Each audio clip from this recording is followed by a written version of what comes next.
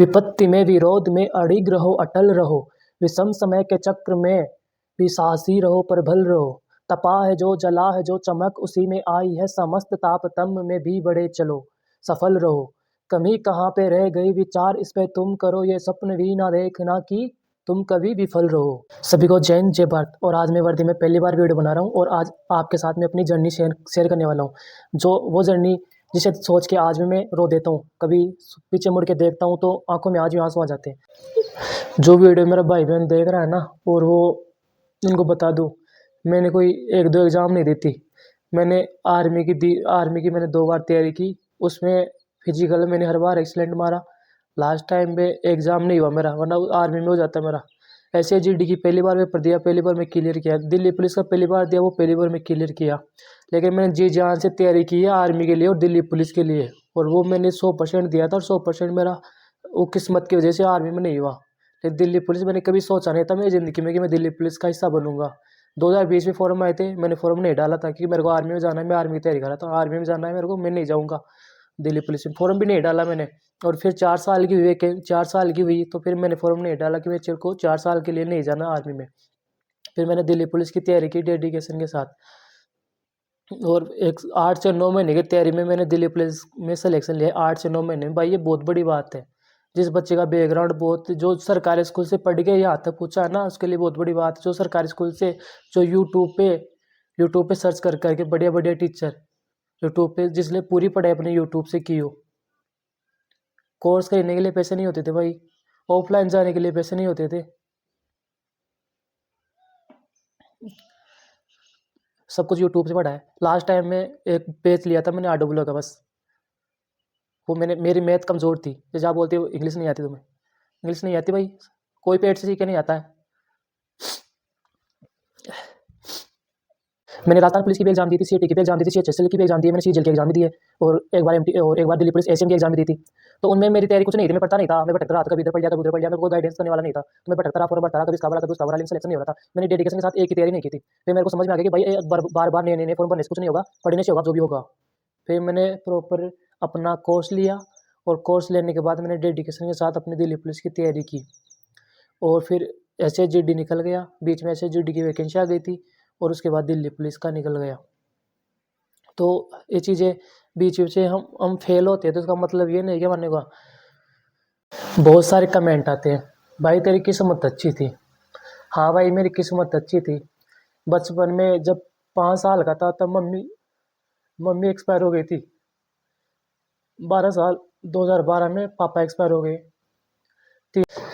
जब किसी पापा एक्सपायर हो जाते हैं ना, और फिर उस बच्चे को कपड़े चाहिए, पहनने के लिए कपड़े चाहिए, जूते चाहिए, किससे मांगेगा वो। जब मैं अकेडमी में ट्रेनिंग कर रहा होता हूँ ना, मेरे साथ के लड़के अपनी मम्मी से बात करते हैं, पापा से बात करते हैं। मेरे पास नहीं है यार वो, मैंने खो दिया उनको बचपन में।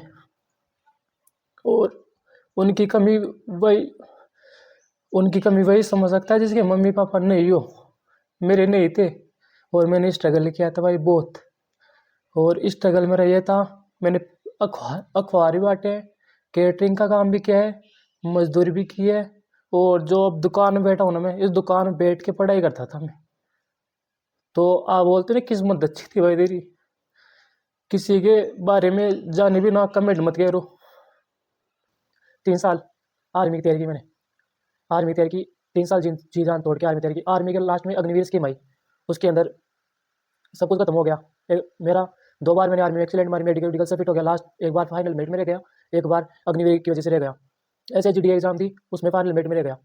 फिर दिल्ली पुलिस की तैयारी की जी जान लगा के, उसमें मेरा फाइनल सिलेक्शन हुआ। फिर आप लोग बोलते हो भाई तेरी किस्मत अच्छी थी। भाई जब जिसके बारे में कुछ पता नहीं होना तो उसके बारे में कमेंट मत किया करो। और मैं आर्मी में क्यों जाना चाहता था? आर्मी में इसलिए जाना चाहता था कि मेरे पास कोई सहारा नहीं था। आर्मी में मेरी सोच ये थी कि 6 महीने में सिलेक्शन हो जाएगा, केवल रनिंग इंपॉर्टेंट होती है। और रनिंग में मैंने जी जान तोड़ के मेहनत की, और जो मेरे साथ के दोस्त तैयारी करते थे उनको पता है कि मैं रनिंग में कैसा था। और आर्मी में 2 बार एक्सीलेंट मारना छोटी मोटी बात नहीं है। एक्सीलेंट प्रूव करती है कि कितनी मेहनत की होगी बंदे ने। 250 लड़कों में 400 बंदों में एक साथ दौड़ के 1 नंबर पे आना, छोटी मोटी बात नहीं होती भाई, उसके लिए बहुत मेहनत करती हो। जो तैयारी करता है ना उसको पता है कि 1600 मीटर कैसे मारी जाती है। और ये आर्मी वाला बंदा जानता है कि कैसे मारी जाती है 1600 मीटर। फेफड़े फूल जाते हैं भाई, सांस फूल जाती है जब 1600 मीटर में आते हैं तो। और जो आप बोलते हैं ना कि फिर इस बार कट ऑफ कम गई थी, फिजिकल फिजिकल जल्दी, उस फिजिकल के लिए मैंने मेहनत की थी 2 साल तक, फिजिकल क्लियर हुआ था। कई बार कमेंट आते हैं कि भाई तेरा दिल्ली पुलिस में सिलेक्शन कैसे हो गया, तेरे को तो इंग्लिश में मीनिंग भी नहीं लिखनी आती। तो उनको ये नहीं पता कि दिल्ली पुलिस में इंग्लिश नहीं आती है। मैं आर्मी की तैयारी करता था, और आर्मी वाले जो बच्चे तैयारी करते हैं उनको पता है कि उनका दिमाग घुटनों में होता है। उनकी एक कहावत है लड़कों की जो आर्मी तैयारी करती है कि आर्मी वाले बच्चों का दिमाग घुटनों में होता है। लेकिन फिर भी मैंने खुद को चैलेंज दिया कि मैं सीखूंगा, मेहनत करूंगा। और अब मैं खुद को चैलेंज दे रहा हूँ कि मैं इंग्लिश सीखूंगा, मेरे को ज़रूरत पड़ेगी। अब चैलेंज लेता हूँ मैं, सीखूंगा और सब कुछ ठीक करूंगा। लेकिन हर चीज़ को टाइम लगता है। लेकिन आप किसी बंदे के बारे में जानते नहीं हो ना, तो उसके बारे में गंदे कमेंट मत किया करो। जब मैं 9th क्लास में था तो मैं अपना खर्चा चलाने के लिए अखबार बांटता था। सुबह 4 बजे उठता था और अखबार घेरने जाता था। मैं अखबार डाल के 110 पेपर डालने होते थे मेरे को, मैं शाही कर जाता था, अखबार डाल के आता था। और उस टाइम पे जब 10th क्लास का रिजल्ट आता तो पंपलेट डालते उसके अंदर, तो जो टॉपर्स होते हैं तो उनमें मैंने अखबार, जो जो मेरा मालिक था उसको मैंने बोला कि भैया देखना यहाँ पे जो ये अखबार में पंपलेट में जो लड़कों की फोटो आ रही ना 10th क्लास में मेरी भी आएगी। मैंने उनको बोला, फिर वो हंसने लगा मेरे ऊपर कि इसकी फोटो आएगी। फिर मैंने कोचिंग की थी और मेरे पास ज़्यादा परसेंटेज तो नहीं बनी थी मेरी। 10th क्लास में 61% थी, संस्कृत स्कूल से था मैं, अच्छी थी संस्कृत डिपार्टमेंट से। तो मेरी उस पंपलेट में मेरी फोटो आई थी, वो मेरे लिए एक अचीवमेंट थी बहुत बड़ी।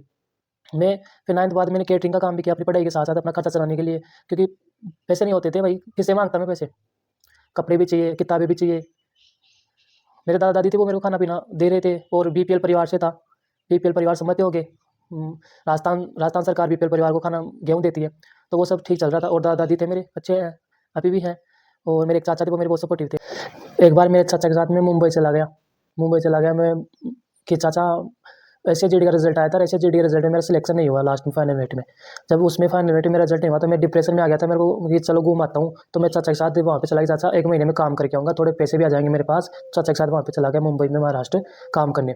तो वहाँ पे मैंने मजदूरी की, मैं 6-7 दिन तक मजदूरी करता। वहाँ पे 5 बजे उठता, 5 बजे से लेकर रात के 10 बज जाते, यानी कि पहले तो 8 बजे से मजदूरी स्टार्ट, 6 बजे तक वो तो मजदूरी करो, और उसके बाद खुद का खाना बनाओ, खाओ पियो सो। ये ज़िंदगी थी, कोई ज़िंदगी नहीं थी उस मजदूरी करने में। वो मैंने 6 दिन देखे और समझ में आया कि बेटा अगर तेरे को पूरी ज़िंदगी ये करना पड़ेगा ना, तेरे से नहीं होगा। दिल से कहानी, तेरे से नहीं होगा ये सब मजदूरी वगैरह। पढ़, इतना टाइम तेरी पढ़ाई को दे देगा ना, तू रूम में बैठ के किताबों को दे देगा। यहाँ पे तू 12 घंटे 14 घंटे दे रहा है मजदूरी में, और तेरे को 500-600 रुपये मिल रहे हैं एक दिन के। तो ये चीज़ अगर किताबों को देगा तो तेरी लाइफ बदल जाएगी, सब कुछ मिल जाएगा तेरे को, इज्जत सम्मान से मिलेगा। वहाँ पे मैंने डिसीजन लिया और चाचा को 7वें दिन बोलते समय घर जा रहा हूँ। फिर मैं घर आया, फिर मैंने गाँव में एक रूम लिया, और फिर वहाँ से मैंने अपनी पढ़ाई की। मैंने सारे डिस्ट्रैक्शन बंद कर दिए थे मेरी लाइफ के जितने भी थे। और आज की लाइफ में आपकी लाइफ पता, आपको भी अच्छे से पता है आपकी लाइफ में क्या क्या डिस्ट्रैक्शन है। गर्लफ्रेंड हो गया, बॉयफ्रेंड हो गया, व्हाट्सअप हो गया, इंस्टाग्राम हो गया, दोस्तों के साथ मटर गश्ती हो गई, शादी शादी ब्याह हो गया, तो बर्थडे पार्टी में जाना हो गया। मैंने इन सबसे दूरियां बना ली थी कि मैं 6 महीने ये दिमाग में सोच लिया था कि मैं 6 महीने के लिए मर गया हूँ, 6 महीने के लिए मर गया हूँ, ये सोच लिया था। मैं ये उस टाइम पे मैं ये सोच रहा था अगर मैं मर गया ना तो लोग मेरे को 4 या 5 दिन याद करेंगे, फिर सब भूल जाएंगे। तो मैं ये सोच के फ़ोन फान सब बंद करके लग गया था। मैं पढ़ाई में अधिकतर मैं अपना फ़ोन फ्लाइट मोड पे रखता था। तो खुद को समझाओ, और ये लड़ाई है ना सारी खुद की है, सारी लड़ाई खुद की है। मैंने हर बार खुद को हराया। खुद पे कंट्रोल, आप कहते हो कंपटीशन ये है, कंपटीशन वो कंपटीशन, सच बता रहा हूँ कुछ भी नहीं है।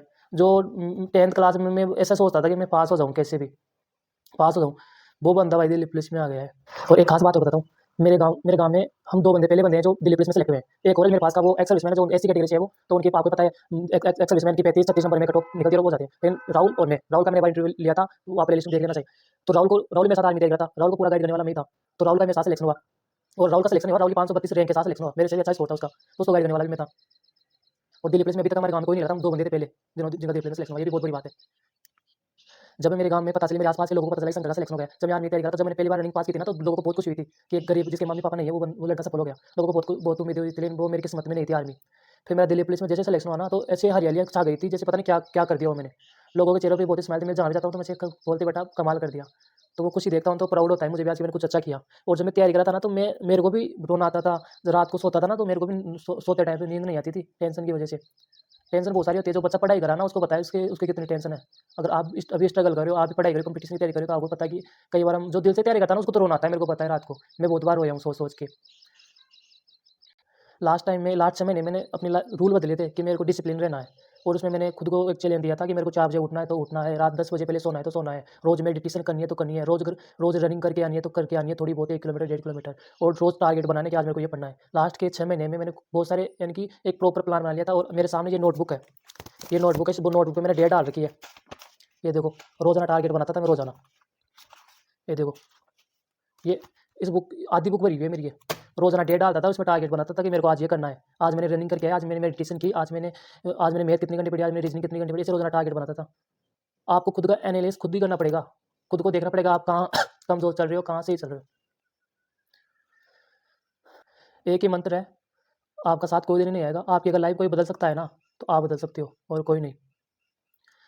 और ज़िंदगी सबकी बनी बनाई, सबको ज़िंदगी बनी बनाई नहीं मिलती मेरे भाई। कुछ लोगों को ज़िंदगी खुद बनानी पड़ती है। आप में दम है तो बना के दिखा दो, और अपनी अपनी लाइफ बदल दो, और अपनी आने वाली पीढ़ी की लाइफ बदल दो, अपने माँ-बाप का नाम कर दो। मैं जब तैयारी कर रहा था तो मैं ये सोचता था अपने जो मरे हुए मम्मी-पापा है ना, उनका भी नाम रोशन करना है मुझे। मरे मम्मी-पापा का नाम रोशन करना है। मैंने कर दिया, अब आपकी बारी।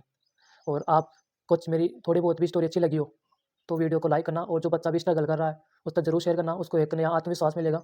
अगर आप में आत्मविश्वास है, तो आप हर चीज़ कर सकते हो दुनिया की। बस खुद से कभी हार मत मानना। ठीक है, चलता हूँ मैं। और वीडियो मैं नहीं बनाता, लेकिन कुछ नेगेटिव कमेंट मेरे को परेशान कर रहे थे, इस वजह से मेरे को आज वीडियो बनानी पड़ी। बाय।